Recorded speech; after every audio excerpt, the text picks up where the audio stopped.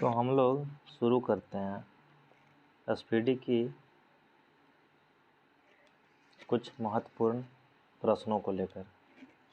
तो पहला प्रश्न है, पानी का भारीपन किस विलय के कारण होता है? तो आंसर हो जाएगा कैल्शियम। पानी का भारीपन कैल्शियम के कारण होता है। अगला क्वेश्चन है, निम्न में से किससे टेप रिकॉर्डर की टेप लेपित होती है? तो यहाँ पे आंसर हो जाएगा फेरोमैग्नेटिक चूर्ण। टेप रिकॉर्डर की टेप फेरोमैग्नेटिक चूर्ण से लेपित होती है। यह एक पॉलिएस्टर का बना होता है। यह एक पॉलिएस्टर का बना होता है और यह कोबाल्ट, आयरन ऑक्साइड से लेपित होता है। अगला प्रश्न है, सोडियम धातु को डुबाकर रखा जाता है। तो सोडियम धातु को डुबाकर हम लोग केरोसिन में रखते हैं। सोडियम धातु को केरोसिन में डुबाकर रखा जाता है। अगला क्वेश्चन, यूरिया का रासायनिक नाम क्या है? तो यूरिया का रासायनिक नाम क्या है? तो ऑप्शन है एनिलीन, क्लोरोइथेन, कार्बामाइड और इनमें से कोई नहीं। तो ऑप्शन नंबर हो जाएगा कार्बामाइड। कार्बामाइड इसका सही आंसर हो जाएगा। यूरिया का रासायनिक नाम कार्बामाइड है। अगला क्वेश्चन, वह तत्व जो ऑक्सीजन से प्रतिक्रिया नहीं करता है। वह तत्व जो ऑक्सीजन से प्रतिक्रिया नहीं करता है। तो ऑप्शन है पहला क्लोरीन, आयोडीन, हीलियम और नाइट्रोजन तो आंसर हो जाएगा हम लोग का आयोडीन। आयोडीन है जो ऑक्सीजन से प्रतिक्रिया नहीं करती है। अगला क्वेश्चन है, निम्न में से सबसे हल्की गैस कौन सी है? निम्न में से सबसे हल्की गैस कौन सी है? पहला नाइट्रोजन है, बी हाइड्रोजन है, सी अमोनिया है और डी कार्बन डाइऑक्साइड है। तो हम लोग का इसमें आंसर हो जाएगा हाइड्रोजन। हाइड्रोजन निम्न में से सबसे हल्की गैस है। क्वेश्चन नंबर 7 पर आते हैं, मरकरी को किस धातु के पात्र में रखा जा सकता है? मरकरी को किस धातु के पात्र में रखा जा सकता है? तो पहला ऑप्शन है चांदी, दूसरा है सीसा, तीसरा है लोहा और ऑप्शन नंबर डी है एल्यूमिनियम। तो मरकरी को किस धातु के पात्र में रखा जा सकता है? तो आंसर हो जाएगा लोहा। मरकरी को हम लोग लोहा के पात्र में रखते हैं। क्वेश्चन नंबर 8 है, निम्न में से कौन जल से हल्का होता है? निम्न में से कौन जल से हल्का होता है?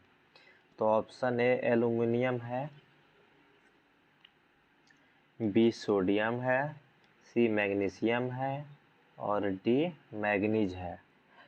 इनमें से जल से हल्का कौन सा होता है? तो आंसर हो जाएगा हम लोग का सोडियम। सोडियम है जो जल से हल्का होता है। आगे चलते हैं, सामान्य ट्यूबलाइट में कौन सी गैस होती है। समान ट्यूबलाइट में कौन सी गैस होती है? तो ऑप्शन देखते हैं। ऑप्शन नंबर ए है आर्गन के साथ सोडियम वेपर, बी है नियॉन के साथ सोडियम वेपर, सी है आर्गन के साथ मरकरी वेपर और डी है नियॉन के साथ मरकरी वेपर। तो ऑप्शन हो जाएगा हम लोग का सी, आर्गन के साथ मरकरी वेपर। आर्गन के साथ मरकरी वेपर। समान ट्यूबलाइट में आर्गन के साथ मरकरी वेपर होती है। Question number 10, milk of magnesia क्या है? मिल्क ऑफ मैग्नीशिया क्या है? तो मिल्क ऑफ मैग्नीशिया क्या है? इसका पहला ऑप्शन है magnesium carbonate, sodium bicarbonate, calcium hydroxide और मैग्नीशियम हाइड्रोक्साइड। क्या है?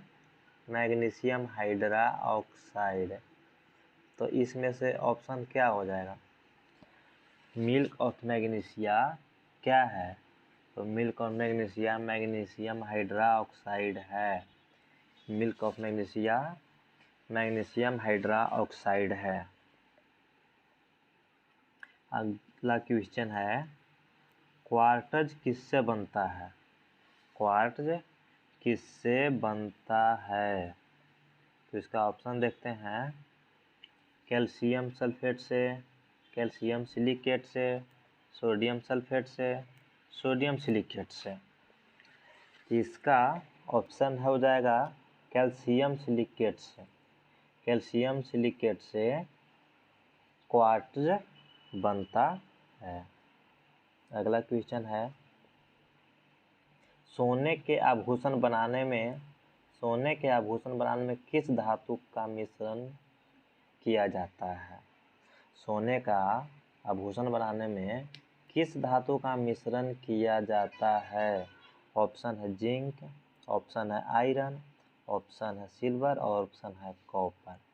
तो यहाँ पे दोस्तों ऑप्शन हो जाएगा कॉपर। सोने का आभूषण बनाने में कॉपर का प्रयोग किया जाता है। अगली क्वेश्चन है पोर्टलैंड सीमेंट का आविष्कार किसने किया था? पोर्टलैंड सीमेंट का आविष्कार किसने किया था? ऑप्शन है लियोनार्डो दा विंची, डेनिस गेसॉन, जोसेफ आस्पिडन और पोर्सिएल स्पेंसर। तो पोर्टलैंड सीमेंट का आविष्कार जोसेफ आस्पिडन ने किया था। पोर्टलैंड सीमेंट का आविष्कार किसने किया था? जोसेफ आस्पिडन। क्लियर है दोस्तों? आगे चलते हैं। सबसे भारी धातु है। पहला ऑप्शन है लिथियम, बी ऑप्शन है आयरन, सी ओसमियम और डी सिल्वर। तो इनमें से सबसे भारी धातु कौन सी है? तो ऑप्शन नंबर सी हो जाएगा ऑस्मियम। सबसे भारी धातु कौन सी है? ऑस्मियम। आगे चलते हैं दोस्तों। प्याज एवं लहसुन में किसके कारण गंध उत्पन्न होती है?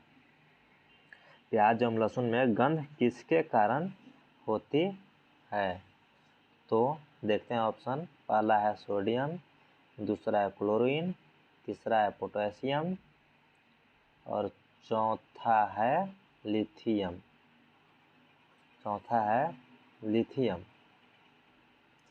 तो प्याज और लहसुन का गंध किसके कारण होता है? तो ऑप्शन नंबर सी हो जाएगा पोटेशियम के कारण प्याज और लहसुन में गंध होता है।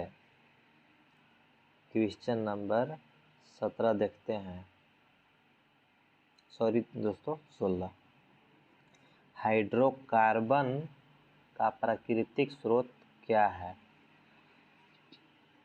तो पहला ऑप्शन है पोटेशियम, दूसरा है जीवभार, तीसरा है कार्बोहाइड्रेट और चौथा है कोयला। हाइड्रोकार्बन का प्राकृतिक स्रोत क्या है? तो हाइड्रोकार्बन का प्राकृतिक स्रोत हो जाएगा ऑप्शन नंबर डी, कोयला। हाइड्रोकार्बन का प्राकृतिक स्रोत कोयला है, यानी कि कोयला से हाइड्रोकार्बन उत्पन्न होता है। क्वेश्चन नंबर 17 देखते हैं। किस गैस का प्रयोग सिगरेट लाइटर में होता है? तो किस गैस का प्रयोग सिगरेट लाइटर में होता है? ऑप्शन है ए ब्यूटेन, बी मीथेन, सी प्रोपेन और डी रेडॉन। तो सिगरेट लाइटर में हम लोग ब्यूटेन का प्रयोग करते हैं। लोगों द्वारा सिगरेट लाइटर में ब्यूटेन का प्रयोग होता है। क्वेश्चन नंबर 18 देखते हैं। सिरका किसका जलीय विलयन है? सिरका किसका जलीय विलयन है? नींबू का रस का, ऑक्सीजन के अम्ल का, हाइड्रोक्लोरिक अम्ल का, एसिटिक अम्ल का। सिरका किसका जलीय विलयन है? तो ऑप्शन नंबर डी हो जाएगा एसिटिक अम्ल का। सिरका एसिटिक अम्ल का जलीय विलयन है, तो इसका सही आंसर हो जाएगा एसिटिक अम्ल। Question number 19। पनीर निम्न में किसका उदाहरण है? पनीर निम्न में किसका उदाहरण है? जेल का, इमल्सन का, सेल का कि फोम का? इनमें से पनीर किसका उदाहरण है? तो ऑप्शन नंबर ए हो जाएगा जेल का। पनीर जेल का उदाहरण है। क्वेश्चन नंबर 20 देखते हैं। सिरका का रासायनिक नाम क्या है? सिरका का रासायनिक नाम क्या है? ऑप्शन है butanoic acid, ethanoic acid, methanoic acid और सिर्फ एसिड। तो सिरका का रासायनिक नाम हो जाएगा option number B, ethanoic acid. सिरका का रासायनिक नाम एथेनोइक एसिड होती है। अब है पेट्रोल एक मिश्रण है, यानी पेट्रोल किस किस से मिलकर बनता है? पेट्रोल किससे मिलकर बनता है? ऑप्शन है एल्केन का, एल्कीन का, एल्काइन का और हाइड्रोकार्बन का। तो पेट्रोल एक मिश्रण है हाइड्रोकार्बन का। पेट्रोल एक मिश्रण है हाइड्रोकार्बन का, तो ऑप्शन नंबर डी हो जाएगा, पेट्रोल एक मिश्रण है हाइड्रोकार्बन का। पॉलीथीन प्राप्त होता है किससे? पहला है नाइट्रिक अम्ल से, दूसरा है पिक्रिक अम्ल से, तीसरा है एथिलीन के बहुलीकरण से और चौथा है इनमें से कोई नहीं। तो पॉलीथीन प्राप्त हम लोग किससे करते हैं? तो पॉलीथीन प्राप्त करते हैं एथिलीन के बहुलीकरण से। ऑप्शन नंबर सी हो जाएगा, एथिलीन के बहुलीकरण से। क्वेश्चन नंबर 23 देखते हैं। किस संश्लेषित रेशा को कृत्रिम सिल्क के नाम से जाना जाता है? किस संश्लेषित रेशा को कृत्रिम सिल्क के नाम से जाना जाता है?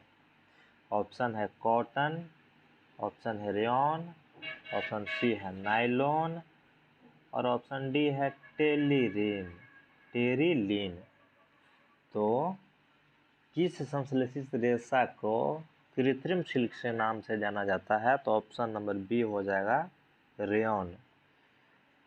कृत्रिम सिल्क के नाम से जाना जाता है रेयॉन को। अगला क्वेश्चन है, किस विटामिन के जलीय विलयन का रंग गुलाबी होता है? किस विटामिन के जलीय विलयन का रंग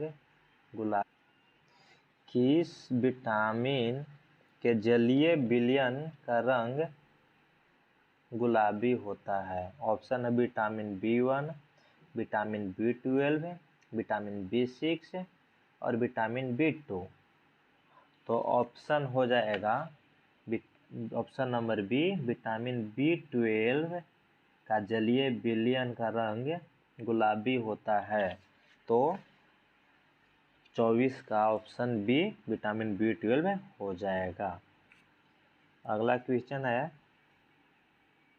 सबसे हल्की धातु है, इनमें से सबसे हल्की धातु है। तो ऑप्शन है पोटेशियम, लिथियम, सोडियम और एल्यूमिनियम। तो इनमें से सबसे हल्की धातु है lithium. Option number B, lithium इनमें से सबसे हल्की धातु है।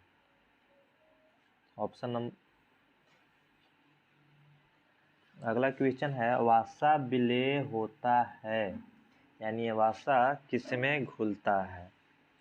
तो ऑप्शन है जल में, ऑप्शन है कार्बन टेट्राक्लोराइड में, ऑप्शन है मिट्टी के तेल में और नाइट्रिक अम्ल में। तो वसा विलेय होता है किन में? तो आंसर हो जाएगा कार्बन टेट्राक्लोराइड में।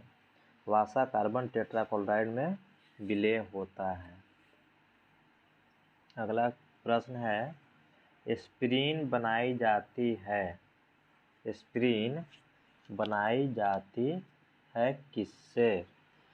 तो पहला ऑप्शन है एसिटिक अम्ल से, दूसरा है थैलिक अम्ल से, तीसरा है ऑक्जेलिक अम्ल से और चौथा है नाइट्रिक अम्ल से। तो एस्पिरिन बनाई जाती है थैलिक अम्ल से। ऑप्शन नंबर बी हो जाएगा थैलिक अम्ल। एस्पिरिन थैलिक अम्ल से बनाई जाती है। अगला प्रश्न है, एस्पिरिन का रासायनिक नाम क्या है? एस्पिरिन का रासायनिक नाम क्या है? पहला है एसिटिक अम्ल, दूसरा है ट्राइक्लोरोमेथेन, तीसरा है एस्कॉर्बिक अम्ल और एसिटाइल सैलिसिलिक अम्ल। एस्पिरिन का रासायनिक नाम क्या है? तो इसमें से ऑप्शन नंबर डी हो जाएगा एसिटाइल सैलिसिलिक अम्ल। एस्पिरिन का रासायनिक नाम हो जाएगा एसिटाइल सैलिसिलिक अम्ल। अगला प्रश्न देखते हैं, सबसे भारी धातु कौन है? निम्न में से सबसे भारी धातु कौन है? ऑप्शन ए है लिथियम, ऑप्शन बी है ऑस्मियम, ऑप्शन सी है आयरन और ऑप्शन डी है सिल्वर।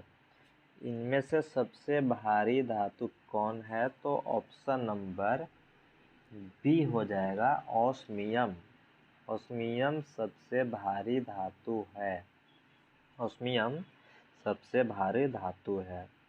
अगला प्रश्न की ओर चलते हैं, स्ट्रेप्टोमाइसिन के खोजकर्ता कौन है?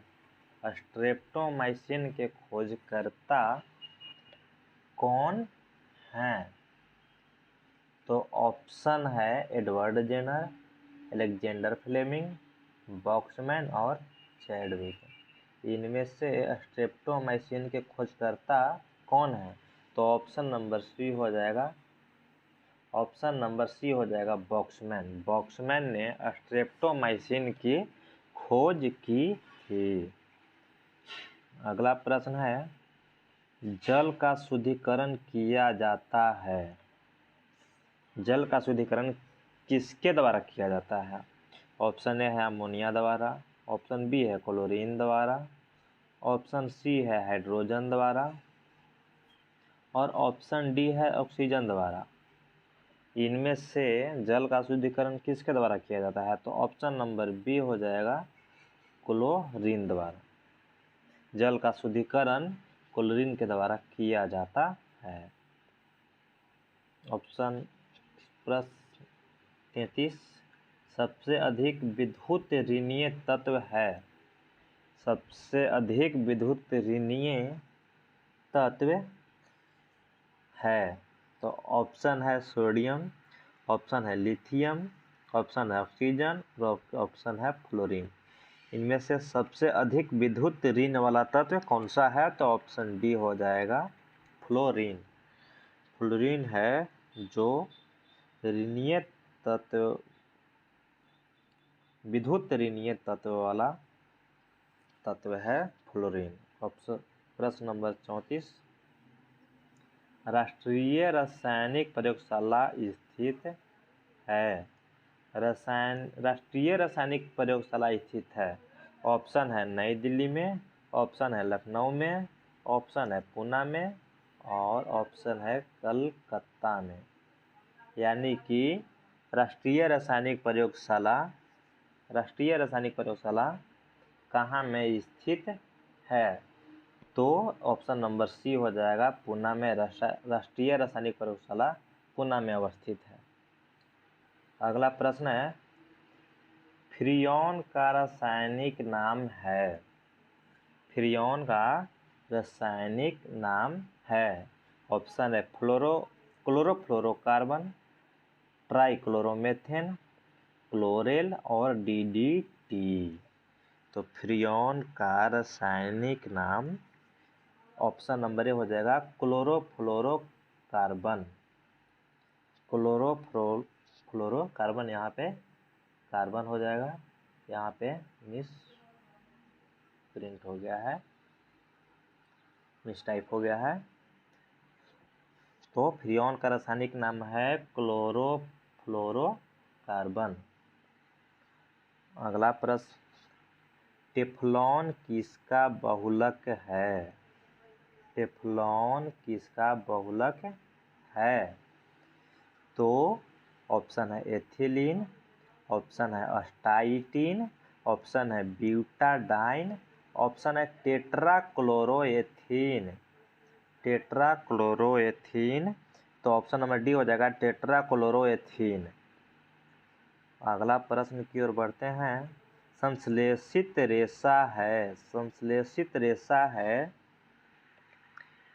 पहला ऑप्शन है रेयॉन, दूसरा है रेशम, तीसरा है सेलुलोज और चौथा है ऊन। तो इनमें से संश्लेषित रेशा कौन है? तो ऑप्शन नंबर ए हो जाएगा रेयॉन। अगला प्रश्न देखते हैं, कांच पर लिखने के लिए किस अम्ल का प्रयोग किया जाता है?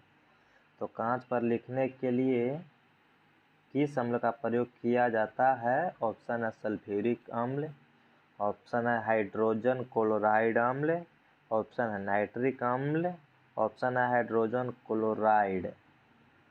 तो इनमें से ऑप्शन नंबर हो जाए, ऑप्शन नंबर बी हो जाएगा हाइड्रोजन क्लोराइड अम्ल।